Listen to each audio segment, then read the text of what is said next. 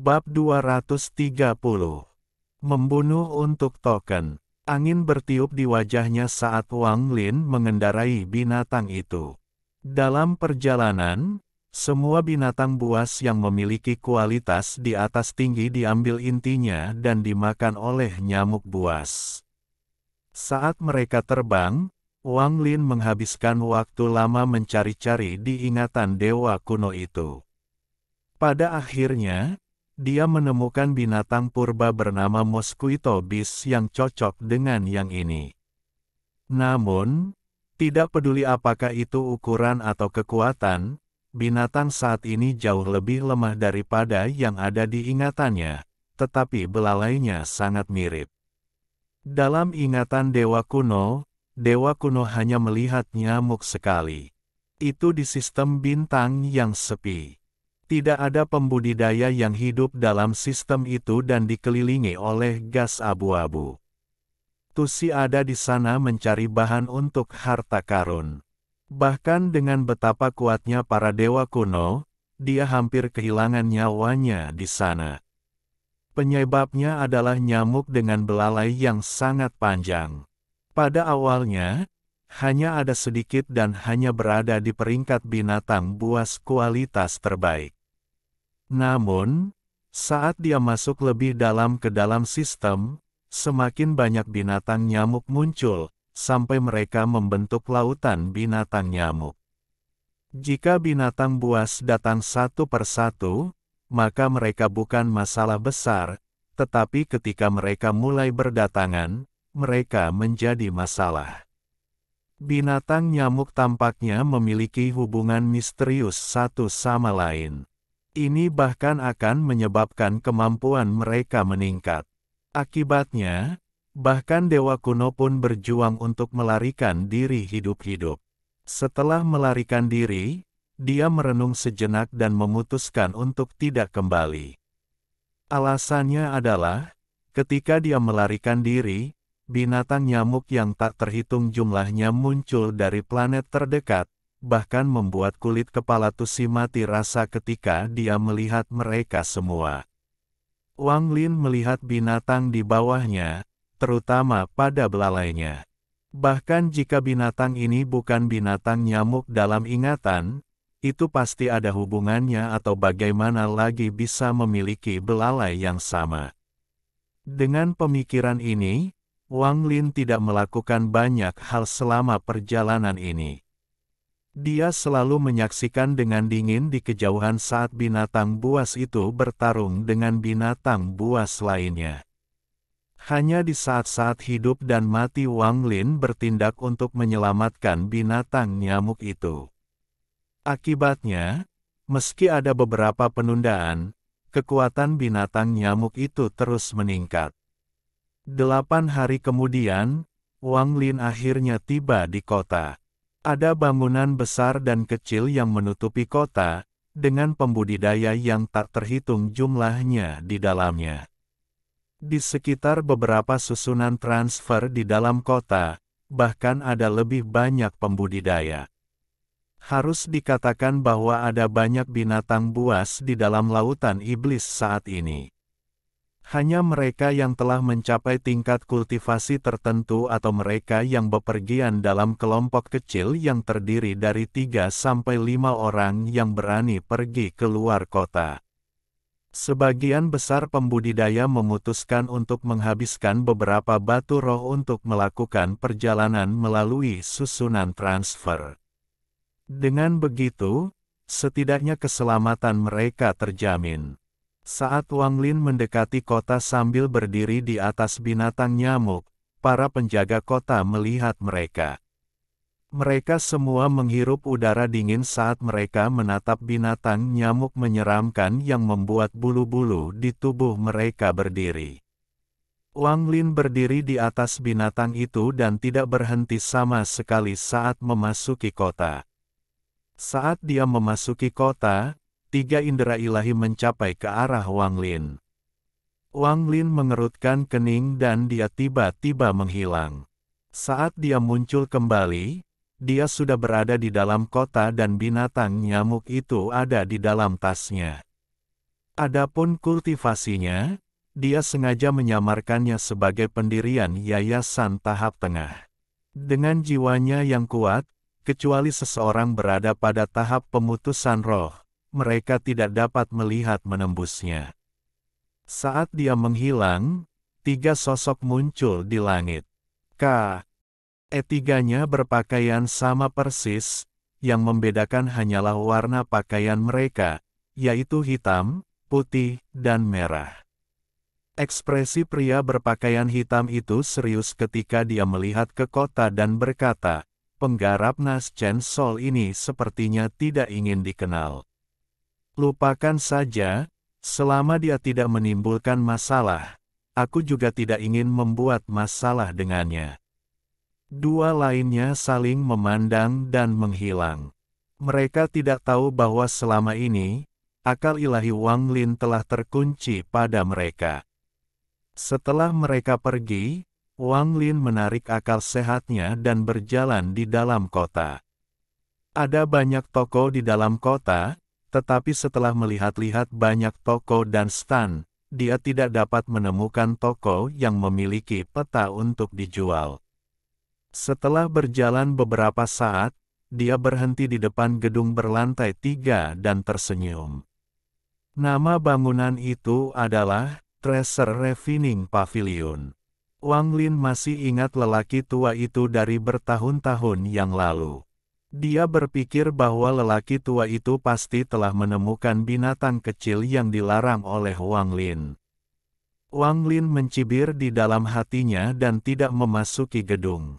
Dia yakin jika dia bertemu dengan lelaki tua itu lagi, dia akan memiliki kekuatan untuk melarikan diri. Tidak seperti terakhir kali, di mana dia bahkan tidak bisa lari. Saat dia berjalan, matanya tiba-tiba berbinar saat dia melihat sebuah toko yang menjual batu giok. Di plakat di luar toko, dia melihat jejak samar kekuatan spiritual.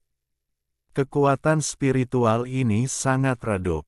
Hanya orang yang telah mencapai tahap Naschen Sol yang bisa melihatnya. Jika seseorang berada di bawah tahap Naschen Sol, mereka tidak akan bisa menyadarinya sama sekali. Dengan pengalaman Wang Lin di Laut Iblis, dia telah mendengar bahwa selain toko-toko umum, ada juga pertukaran rahasia di kota-kota besar. Pertukaran rahasia ini seringkali memiliki persyaratan minimum untuk kultivasi seseorang. Hanya setelah seseorang mencapai tingkat kultivasi tertentu, mereka dapat bergabung. Wang Lin melihat ke toko sebentar. Saat dia berjalan menuju toko, ekspresinya berubah saat dia melihat seorang pemuda berlari ke arahnya. Pemuda ini sangat tampan, tetapi terlihat sangat gugup dan berlari. Dia terus melihat ke belakang. Di belakangnya adalah seorang pria parubaya yang dengan cepat mengejar pemuda dengan ekspresi jahat di wajahnya. Pria parubaya itu dengan cepat menyusul dan mencoba meraih pemuda itu. Pemuda itu mencoba menghindar dan bertemu dengan Wang Lin. Tubuh Wang Lin melintas ke samping dan menyingkir. Pemuda itu terhuyung beberapa langkah dan jatuh ke tanah. Setelah dia jatuh, sebuah giok ungu jatuh dari tangannya. Giok itu berwarna ungu murni dan seukuran kepalan tangan. Wajah pemuda itu mengungkapkan ekspresi ngeri. Dia dengan cepat meraih batu giok itu dan mencengkeramnya di tangannya. Pada saat itu, pria parubaya itu tiba, dan karena Wang Lin menghalangi jalannya, dia melambaikan tangannya untuk menggerakkan Wang Lin. Wang Lin mengerutkan kening. Dia mundur selangkah dan menyingkir dari tangan pria parubaya itu. Pria parubaya itu mengungkapkan ekspresi terkejut, tetapi dia masih terlihat marah ketika berkata, "Kamu berani menghalangi jalan kakek ini." "Enyahlah." Wang Lin dengan tenang menatap orang ini. Dia bisa melihat bahwa tingkat kultivasinya hanya tahap pertengahan pendirian yayasan. Kekuatan spiritual orang ini sangat tipis. Jelas, Dia secara paksa diangkat ke level ini melalui obat-obatan. Setelah pria parubaya melihat bahwa Wang Lin tidak menanggapi, dia mendengus dingin dan menatap pemuda itu. Dia dengan kejam berkata, "Bocah cilik, kamu benar-benar pemberani. Kamu berani mencuri batu giok kakekmu." Tubuh pemuda itu bergetar. Meski wajahnya dipenuhi kengerian, dia masih berani berkata, "Kamu bohong. Ini adalah pusaka keluarga saya." Pria parubaya itu tertawa. Dia melangkah dan menendang pemuda itu. Dia dengan mudah mengambil batu giok dari pemuda itu dan berkata, "Jadi bagaimana jika aku memperhatikannya? Apa yang bisa kau lakukan? Dan saya tidak curi, saya membeli. Di sini." Dengan itu, dia melemparkan batu roh berkualitas rendah ke tanah. Pemuda itu menabrak tanah di bawah pria parubaya dan mengeluarkan banyak darah. Wajahnya pucat saat dia menatap pria parubaya dengan kebencian di matanya. Pada saat itu, beberapa orang yang lewat menoleh untuk melihat, tetapi setelah mereka melihat pria parubaya itu, mereka semua segera berbalik dan pergi. Wang Lin melihat sekali dan mengabaikan apa yang terjadi saat dia berjalan menuju toko. Wang Lin tahu apa itu giok ungu. Itu adalah bahan pemurnian yang bisa dijual dengan harga sekitar batu roh kualitas menengah. Adapun bahasa kotor pria parubaya itu, jika itu adalah Wang Lin dari sebelumnya, dia tidak akan membiarkan pria parubaya itu pergi. Tetapi ketika kultivasinya meningkat, Wang Lin tidak dapat diganggu untuk mengoreksi orang yang tidak penting seperti itu. Namun, meskipun dia tidak ingin membuat masalah dengan pria parubaya itu ingin membuat masalah dengannya. Setelah mengambil giok ungu, pria parubaya itu merasa semakin sombong. Dia berbalik dan melihat Wang Lin pergi. Dia berteriak, "Sebelumnya, saya menyuruhmu nyahlah, bukan berjalan." Saat dia berbicara, dia berjalan ke depan dan melambaikan tangan kanannya untuk membanting kepala Wang Lin. Wang Lin berhenti sejenak dan berbalik. Dia memelototi pria parubaya itu. Tangan pria parubaya itu segera berhenti saat melihat tatapan tajam itu. Dahinya langsung dipenuhi keringat dingin. "Nyahlah." Suara Wang Lin tenang saat dia berbalik untuk pergi. Pada saat itu, seorang lelaki tua berjalan keluar dari toko. Orang tua itu memandang Wang Lin sekali dan tidak repot-repot memandangnya lagi saat dia mulai menyekap lakat. Wajah pria parubaya itu pucat. Dia melihat sekeliling dan melihat ada banyak orang berkumpul sekarang. Dia mengatupkan giginya dan menamparkan tasnya. Pedang terbang keluar dan dia berteriak, "Pergi." Pedang terbang itu secepat kilat dan karena jaraknya sangat pendek, pedang itu langsung tiba di depan Wang Lin. Namun, tepat sebelum pedang terbang mencapai Wang Lin, anehnya pedang itu patah menjadi dua dan jatuh ke tanah. Wang Lin berbalik. Kali ini, dia memutuskan untuk membunuh. Dia melambaikan tangannya dan pembatasan dengan cepat ditembakkan dan mendarat di dahi pria parubaya itu. Tubuh pria parubaya itu bergetar saat dia menangis sedih. Tubuhnya berubah menjadi genangan darah, hanya menyisakan tasnya dan batu giok ungu itu, yang tidak sempat dia singkirkan. Pemuda dari sebelumnya menatap batu giok ungu. Dia dengan cepat mengambil giok dari dalam genangan darah, lalu dengan hati-hati menatap Wang Lin sebentar dan dengan cepat melarikan diri. Orang-orang di sekitarnya mengungkapkan ekspresi kaget dan segera meninggalkan lokasi. Pria tua itu juga mengerutkan kening saat melihat Wang Lin dengan tenang berjalan menuju toko. Dia berkata, "Toko ini tidak dibuka untuk umum. Saya ingin meminta sesama kultivator untuk pergi." Wajah Wang Lin tenggelam. Dia menunjuk energi spiritual samar pada plakat dan bertanya, jika tidak terbuka untuk umum, mengapa tanda ini ada di sini? Orang tua itu tertegun. Dia dengan cepat menjadi hormat dan berkata, "Maafkan saya, senior. Silahkan masuk dan kita akan bicara." Setelah memasuki toko, lelaki tua itu membuat ekspresi aneh. Dia menghela nafas dan berkata, "Senior, pertukaran di sini hanya akan dibuka dalam 3 hari. Junior menyarankan agar Anda meninggalkan kota secepat mungkin." Petik 2. Wang Lin dengan tenang bertanya, apakah orang yang baru saja kubunuh memiliki latar belakang yang kuat? Orang tua itu ragu-ragu untuk sementara waktu. Dia mengangguk dan tidak mengatakan apa-apa lagi. Pada saat itu, perasaan ilahi yang kuat tiba-tiba menyapu kota dari sisi timur dan meninggalkan pesan yang mengatakan, "Preman yang membunuh muridku, keluarlah sekarang." Ekspresi wajah lelaki tua itu tiba-tiba berubah.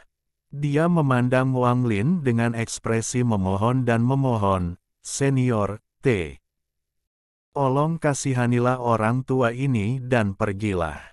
Jika orang itu menyalahkan saya benar-benar tidak tahan. Juga, semua token untuk pertukaran ini telah diberikan, jadi meskipun senior kembali dalam 3 hari, akses Anda ke bursa tidak akan ditolak." Wang Lin berdiri dan dengan tenang bertanya, apakah orang yang baru saja mengirim pesan itu memiliki token?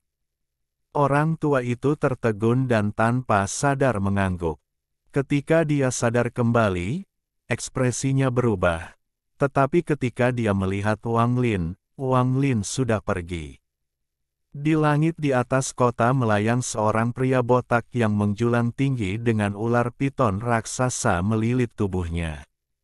Dia memiliki alis tebal, mata besar, wajah tampak galak, dan memasang ekspresi cemberut. Di tubuhnya, dia membawa deretan tas berisi dan masing-masing dari mereka memancarkan gelombang tekanan dari kekuatan spiritual di dalamnya. Orang ini adalah salah satu penjaga kota Lianmo. Dia awalnya dalam pelatihan pintu tertutup, tetapi setelah dia melihat darah jiwa muridnya menghilang, dia menjadi marah. Dia keluar dari pelatihan pintu tertutup dan mengirimkan pesan itu untuk mencoba menemukan pembunuhnya. Untuk mencegah si pembunuh melarikan diri, dia mengirim orang untuk memblokir gerbang kota. Dia juga mendapatkan gambaran tentang si pembunuh dari para saksi, jadi dia menyebarkan indera ketuhanannya untuk mencari di seluruh kota. Tetapi semakin dia mencari, semakin dia menjadi ragu. Dia sudah mencari di seluruh kota beberapa kali, tapi orang itu sepertinya menghilang begitu saja. Dia bahkan sudah mencari di toko rahasia, tapi tetap tidak bisa menemukan orang itu. Jadi, karena marah, dia mengirimkan pesan ilahi itu.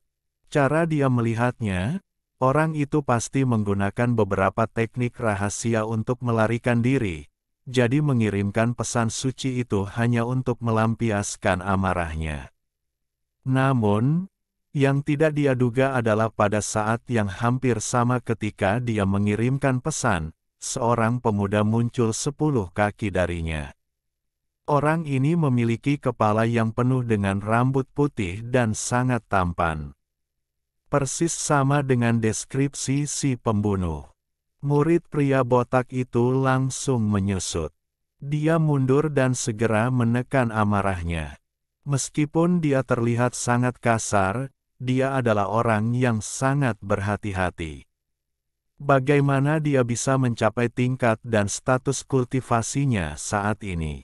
Melihat bahwa pemuda itu muncul dengan berteleportasi dan fakta bahwa dia tidak dapat menemukan pemuda itu setelah banyak pemindaian kota, dia sampai pada satu kesimpulan, pemuda itu tidak hanya seorang kultivator Nas Chen Sol, tetapi memiliki tingkat kultivasi yang lebih tinggi darinya.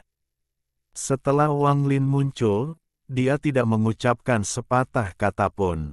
Dia menamparkan tas pegangannya dan mengeluarkan bendera larangannya.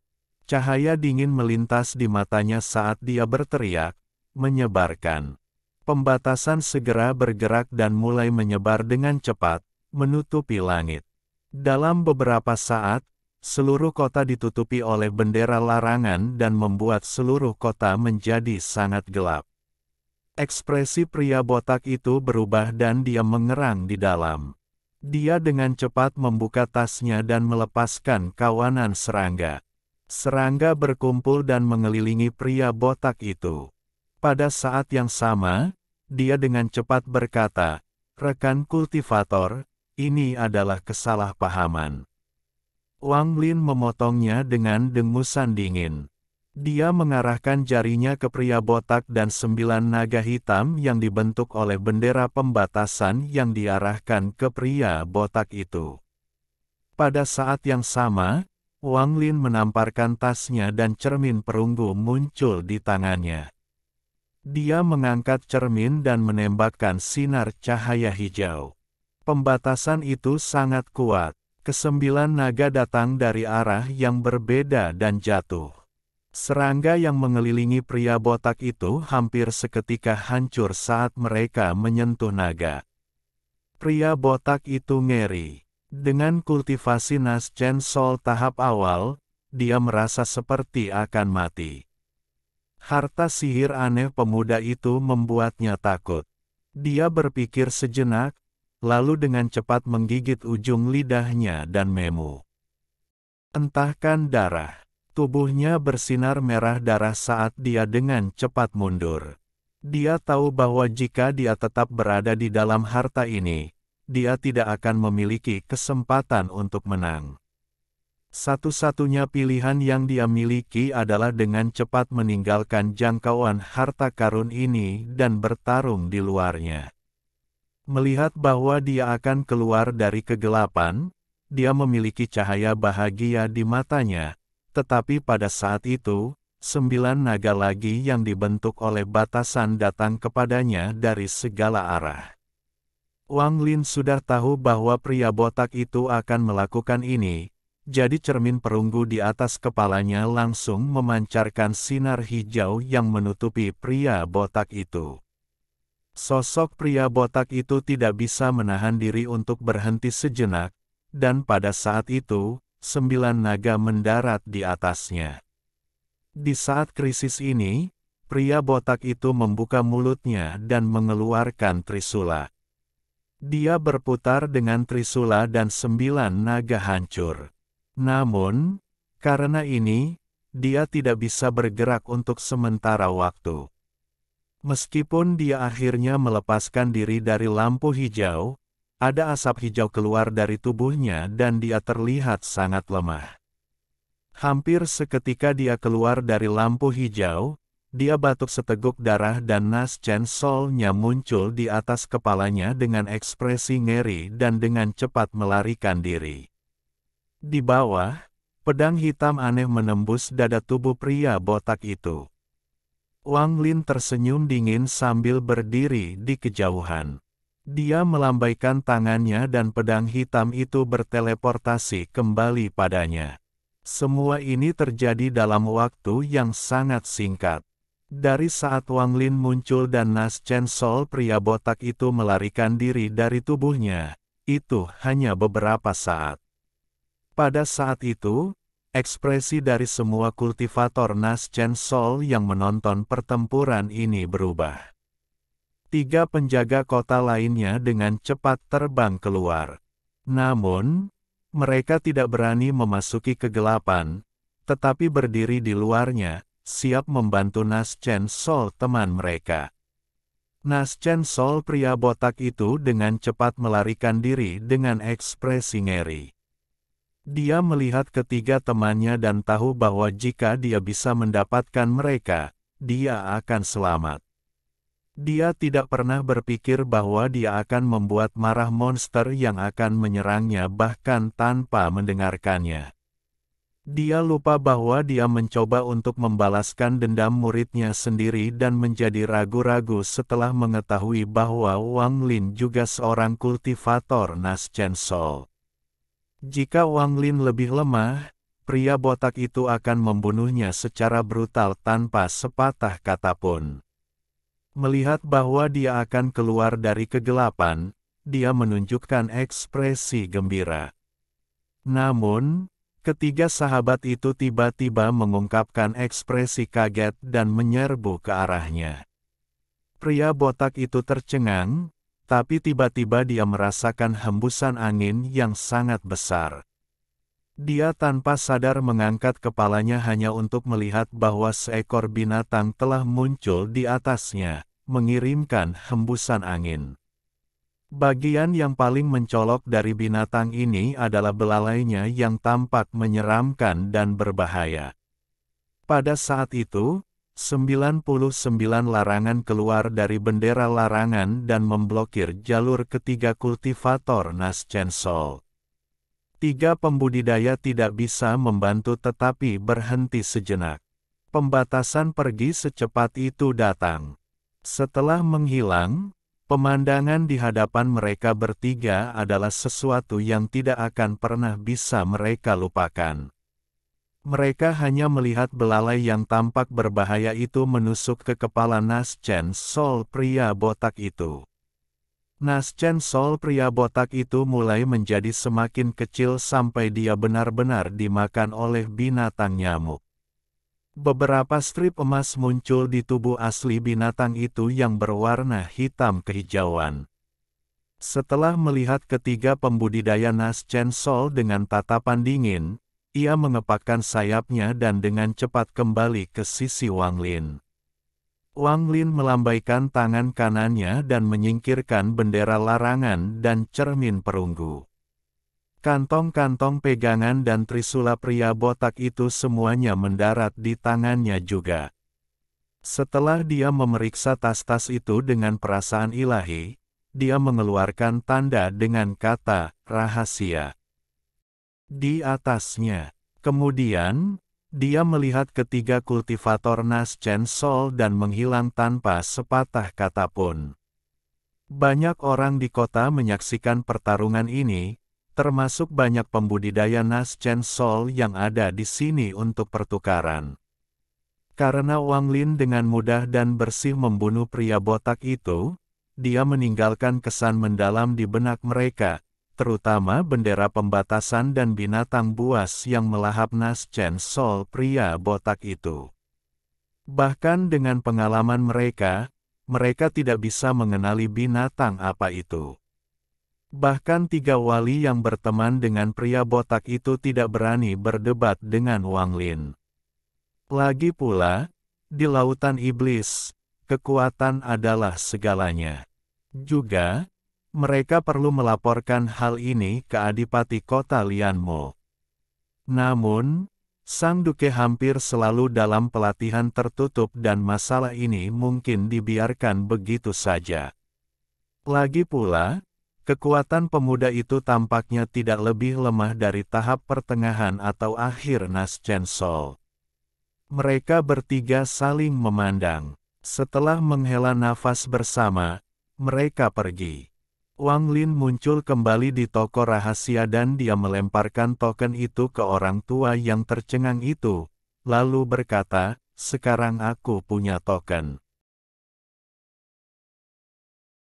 Alhamdulillahi jazakumullahu khairo. Oke, cukup sekian novel kali ini. Mungkin ada kata-kata yang kurang pas, saya minta maaf yang sebesar-besarnya. Semoga yang sudah baca Allah paring kesehatan, rezeki yang barokah, dan umur yang panjang. Amin. Untuk membantu admin jangan lupa klik tombol subscribe ya.